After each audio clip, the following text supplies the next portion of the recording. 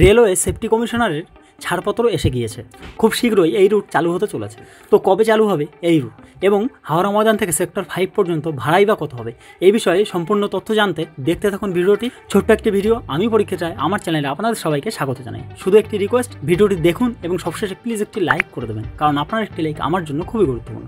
তো চলুন শুরু করা যাক। এখন শুধুমাত্র দিনক্ষণ ঠিক হওয়ার অপেক্ষা। মে মাসেই 1 মেট্রোয় হাওড়া ময়দান থেকে সল্টলেক সেক্টর 5 পর্যন্ত পৌঁছে যেতে পারবেন যাত্রীরা, তাও মাত্র 35 মিনিটে। মেট্রোর সূত্রে খবর, ইস্ট ওয়েস্ট মেট্রোর তালিকা অনুযায়ী হাওড়া ময়দান থেকে সেক্টর 5 পর্যন্ত ভাড়া হচ্ছে 30 টাকা, দূরত্ব 16.5 কিলোমিটার।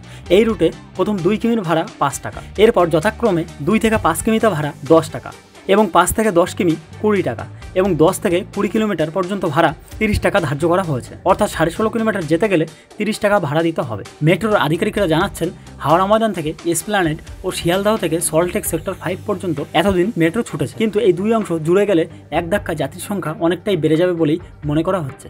যে দূরত্ব বাসে যেতে সাধারণ মানুষের 1.5 ঘন্টা লেগে যেত, তা এবার মেট্রোয় আধা ঘন্টার কিছুটা বেশি সময় লাগবে। ফলে সাধারণ মানুষ থেকে অফিস যাত্রী প্রত্যেকেরই খুব সুবিধা হবে। যাত্রীদের কথায় দীর্ঘদিনের অপেক্ষা এবার শেষ হতে চলেছে।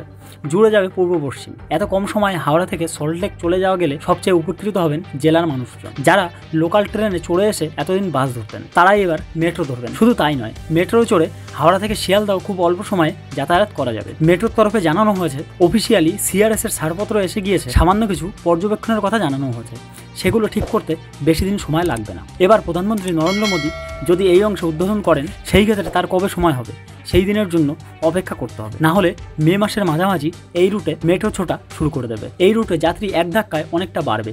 এটা ধরে নিয়েই স্টেশনে কর্মী সংখ্যা বাড়ানো হচ্ছে। তাছাড়াও অন্যান্য যা যা প্রস্তুতি প্রয়োজন সবটাই করার কাজ চলছে। মেট্রো কর্তারা জানাচ্ছেন, সিআরএস এর ছাড়পত্রের জন্যই অপেক্ষা করার ছিল। সেটাই যখন হয়ে গিয়েছে, এখন তো আর বাণিজ্যিকভাবে ট্রেন ছোটানোর জন্য আর কোনো বাধা রইল না। তো এই বিষয়ে বন্ধুরা আপনাদের কি মতামত, প্লিজ ভিডিওর কমেন্ট সেকশনে অবশ্যই কমেন্ট করে জানাবেন। আর প্লিজ ভিডিওটিতে একটি লাইক করবেন, কারণ আপনার একটি লাইক আমার জন্য খুবই গুরুত্বপূর্ণ। পাশাপাশি চ্যানেলটি সাবস্ক্রাইব করবেন পরবর্তী এমনই নলেজেবল ভিডিও সবার আগে পাওয়ার জন্য। সবাই ভালো থাকবেন, সবার ভালো থাকাটাই কামনা করি।